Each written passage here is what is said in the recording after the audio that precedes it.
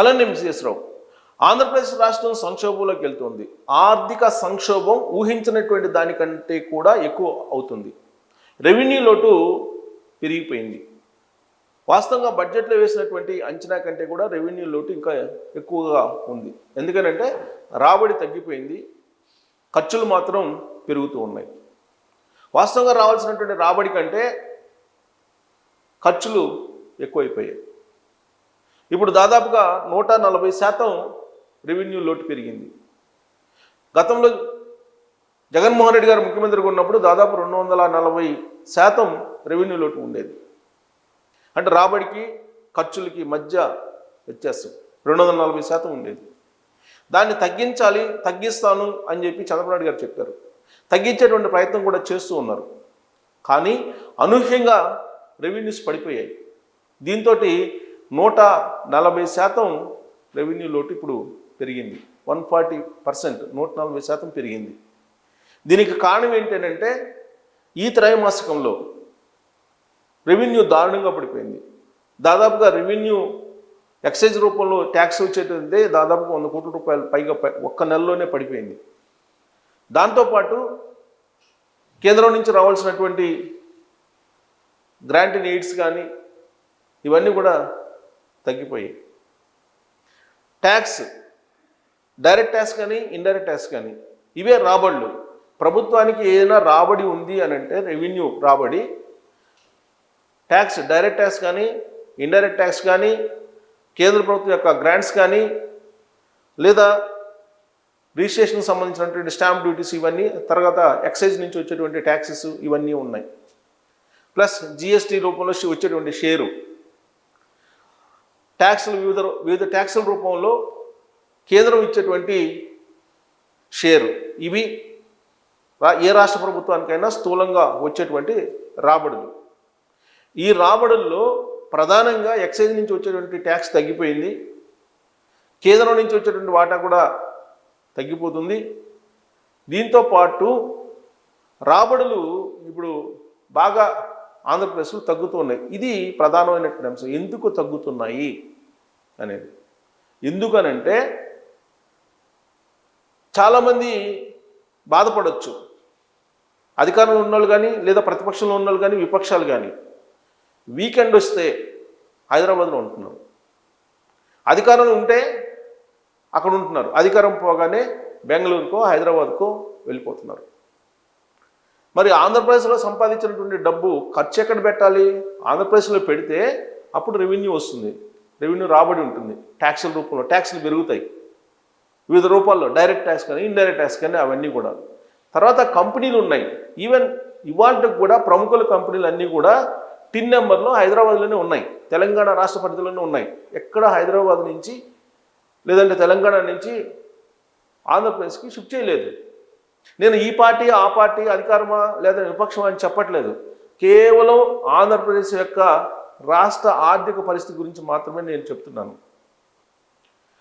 So కాబట్టి revenue తగ్గిపోవడం అనేది ప్రమాదకరం. అలా అని చెప్పేసి ఖర్చులు తగ్గించుకుంటారంటే అది లేదు. ఖర్చులు విపరీతంగా పెరుగుతున్నాయి. ఇక మూడో అంశం అయితే దారుణం. ఇది కరప్షన్ అనేది. ఈ కారణంగా ఆంధ్రప్రదేశ్ ఏమైపోతుందో అనేటువంటి ఆందోళన ఉంది. ఇప్పుడు ఉద్యోగులు ఏమంటారు? రెవెన్యూ పడిపోవడానికి కానీ లేదంటే రెవెన్యూ లోటు పెరగడానికి కానీ కారణం ఏంటంటే సంక్షేమ పథకాలు అని చెప్తారు ఉద్యోగులను అడిగితే. కానీ వచ్చినటువంటి రెవెన్యూ రాబడి ఏదైతే ఉందో, ఈ వచ్చినటువంటి రెవెన్యూ ప్రభుత్వ ఉద్యోగులకి జీతాలు ఇవ్వడానికి, పెన్షన్లు ఇవ్వడానికి, సంక్షేమ పథకాలు ఇవ్వడానికి, వడ్డీలు కట్టడానికి కూడా సరిపోవట్లేదు. ఇప్పుడు దాదాపుగా రెవెన్యూ లోటు సుమారుగా తాజాగా నీతి ఆయోగ్ ప్రకటించిన దాని ప్రకారం 40,000 కోట్లు ఉంది.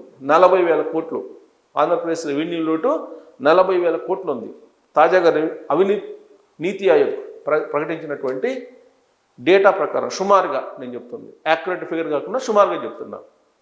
మరి ఇలాంటి పరిస్థితుల్లో ఆంధ్ర రాష్ట్రం యొక్క ఆర్థిక పరిస్థితి ఏంటి అనంటే, ఉద్యోగులు దీనికి ఒక రూట్ మ్యాప్ తయారు చేయాలి. అది వాళ్ళ బాధ్యత.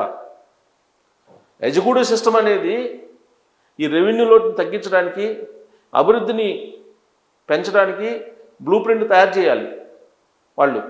కానీ ఆ దిశగా వాళ్ళు ఆలోచించకపోగా కరప్షన్ హై రైజ్కి వెళ్ళిపోయింది. అక్కడ ఆంధ్రప్రదేశ్లో కరప్షన్ హై రైజ్కి వెళ్ళిపోయిందని చెప్పేసి ఇటీవల కాలంలో ఏ సగటు ఆంధ్రప్రదేశ్ పౌరుడు కలుసుకున్నా కానీ మాట్లాడుకుంటున్నటువంటి అంశం ఇది. కరప్షన్ పెరిగిపోయింది, రెవెన్యూ డిపార్ట్మెంట్లో ఎక్కువగా ఉంది. ఒక ఎకరాకి నీకు సర్వే నెంబర్ మార్చాలంటే 10 నుంచి 20 వేల రూపాయలు అడుగుతున్నారంటే మీరు అర్థం చేసుకోండి అక్కడ కరప్షన్ ఏ స్థాయిలో ఉందో అనేది. కరప్షన్కి అలవాటు పడ్డటువంటి యంత్రాంగంలో ఉండేటువంటి కొంతమంది కీలకమైనటువంటి వ్యక్తులు ఉన్నారు. వాళ్ళు కరప్షన్ చేసేటువంటి వాళ్ళనే ప్రోత్సహిస్తున్నారు, వాళ్ళనే ఫోకల్ పాయింట్స్లో పెట్టుకుంటున్నారు. పాలకులు కూడా కొంతమంది అవినీతికి పాల్పడుతూ గ్రావెల్ దగ్గర నుంచి లిక్కర్ దాకా దేన్ని వదలట్లేదు అనేది ఇప్పుడు తాజాగా అన్ని పేపర్లు వస్తున్నటువంటి న్యూస్. అసలు అనుభవ రాహిత్యంతో కొంతమంది ఎమ్మెల్యేలు ఉన్నారనేది ఇప్పుడు రివ్యూలో తేలుతున్నటువంటి అంశం. దాదాపు 45 నుంచి 50 మంది ఎమ్మెల్యేలు అనుభవ రాహిత్యంతో ఉన్నారు.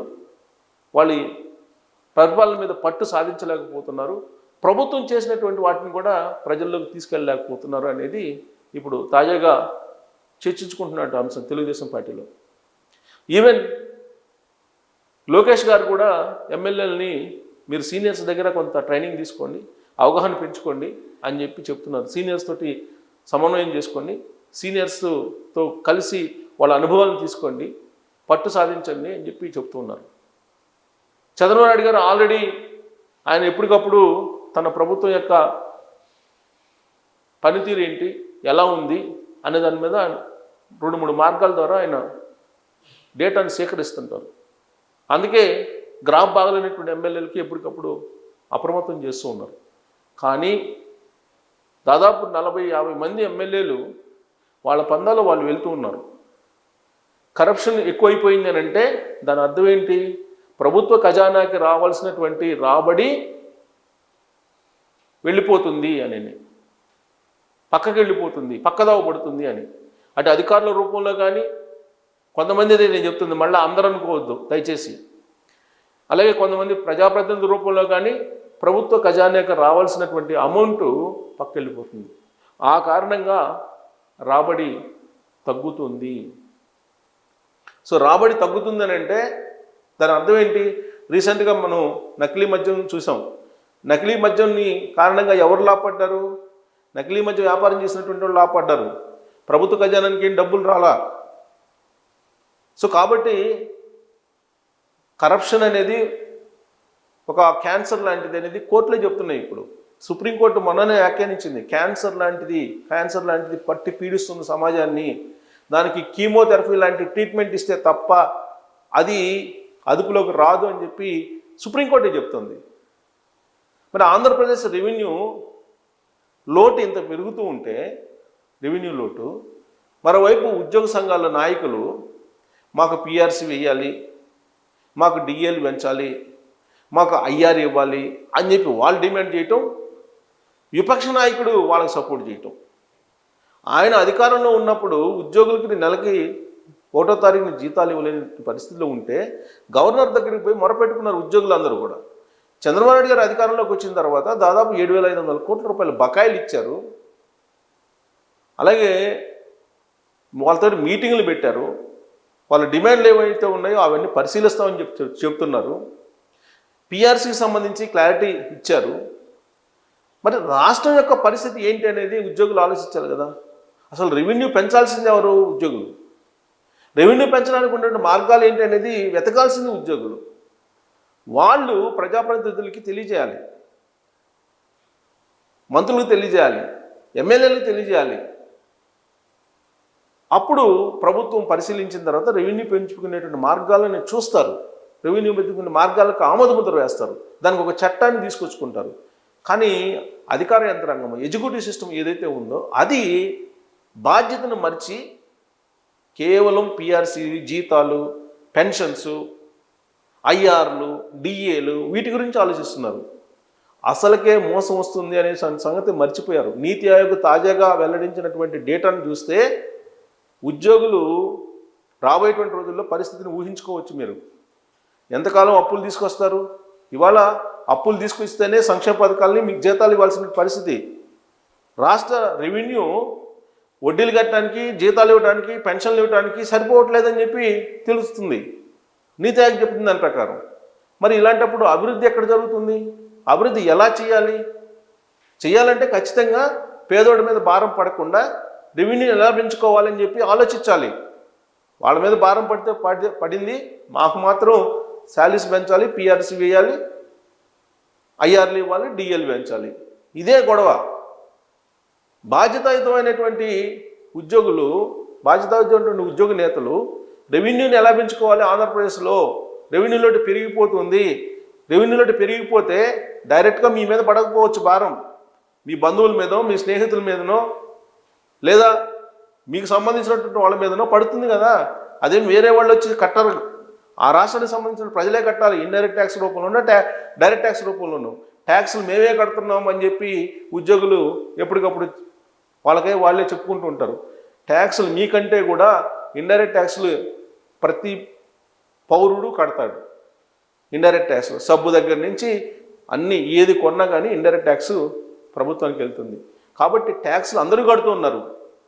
అదేమంటే ఏమంటారు? సంక్షేమ పథకాలు ఇచ్చినందువల్లనే రాష్ట్రం యొక్క ఆర్థిక పరిస్థితి చిన్నాభిన్నం అవుతుందని చెప్పి చెప్తారు. కాదు. సంక్షేమ పథకాలు అమలు చేయకపోతే పేదలకు తినడానికి తిండి కూడా ఉండదు, చేసుకోవడానికి పని కూడా ఉండదు. సంక్షేమ పథకాలు ఉండబట్టే ఆ మాత్రం కనీసం వాళ్ళు ఇవాళ వృద్ధులకి ఆ సామాజిక పెన్షన్ కనుక ఇవ్వకపోతే 4,000 రూపాయలు వాళ్ళ పరిస్థితి ఏంటి అనేది డబ్బున్న వాళ్ళకి అర్థం కాదు. కేవలం అది పేదలకే అర్థమవుతుంది. పేదరికం అనేది ఎంత భయంకరంగా ఉంటుందో పేదలకే అర్థమవుతుంది. సుఖంగా ఏసీ గోడల మధ్య ఉండి నెల జీతం తీసుకున్నటువంటి వాళ్ళకి అర్థం కాదు. జీవనం సాగించలేక చనిపోతున్నటువంటి వాళ్ళు ఉన్నారు. ఆత్మహత్యలు చేసుకుంటున్నారు రైతులు, పురుగుమందు తాగుతున్నారు. కనీసం రెవెన్యూలో వాళ్ళ పొలం వాళ్ళకు రాసివ్వడానికి కూడా మీరు 10,000 నుంచి 20,000 రూపాయలు అడుగుతున్నారని అంటే మీరు రాష్ట్రాన్ని ఏ విధంగా ఎటువైపు తీసుకెళ్తున్నారు? అంటే మీరు శాశ్వతం అనుకుంటున్నారా? మీరు శాశ్వతం కాదు, ఎవరు శాశ్వతం కాదు, మీరే కాదు, ఎవరు శాశ్వతం కాదు.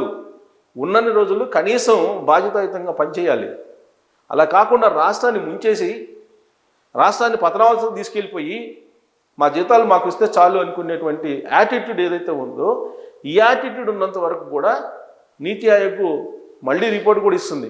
ఇప్పుడు రెవెన్యూలో 40,000 కోట్ల రూపాయలు ఉందంటే మాటలా? మరి ఇది రాబోయే రోజులు ఇంకా పెరిగేదే కదా, తగ్గేది ఉండదు కదా.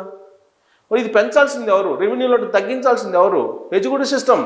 దానికి బాధ్యత ఉంది. ఎడ్యుకేటివ్ సిస్టంలో వాళ్ళకి ట్రైనింగే అది. ఎడ్యుకేటివ్ సిస్టంలో రెవెన్యూ పెంచాలి, రెవెన్యూ పెంచడం ద్వారా అభివృద్ధి చేయాలని. ఆ క్రమంలో ఎవరికి ట్యాక్స్లు వేయాలి, ఎవరికి ట్యాక్స్లు మోపకూడదు అనేది ఆలోచించాలి. ఆలోచించి ఆ మేరకు డిజైన్ చేయాలి. అందుకే కదా లక్షల జీతాలు ఇస్తుంది. కానీ ఆ దిశగా ఆలోచించకపోవటం కారణంగానే ఇప్పుడు ఆంధ్రప్రదేశ్ ఖజానా ఖాళీ అయిపోతుంది. సో దీని మీద మీ అభిప్రాయం వ్యక్తం చేసి తప్పు ఎక్కడ జరుగుతుంది, రెవెన్యూలో ఎలా తగ్గించుకోవాలనేది తెలియజేయచ్చు. Thank you.